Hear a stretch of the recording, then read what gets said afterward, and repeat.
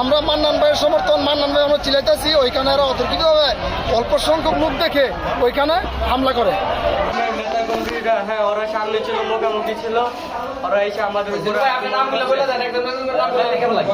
আক্রমণ করার পরে এসে আমার দাদার পায়ের মধ্যে বাড়ি মারছে, আমার কাকার হাতের মধ্যে ওরা লাঠি মাটি নিয়ে অনেক কিছু নিয়েছে, ওদের হাতে অস্ত্র ছিল। তারপরে ওরা গেছে কি আমার কাকাদের মারধর করছে, আমি সামনে ছিলাম, আমার টান নিয়ে সবাই নিয়ে মারধর করছে। আমাদের দলের লোক দুইজন আমাদের বাঁচাই নিয়ে আমাদের রেলি করে ফুল দিয়ে আমরা আসার পথে ওনাদের উশৃঙ্খল লোক মান্নান ভাইয়ের মিছিল করতে করতে এসে অতর্কিত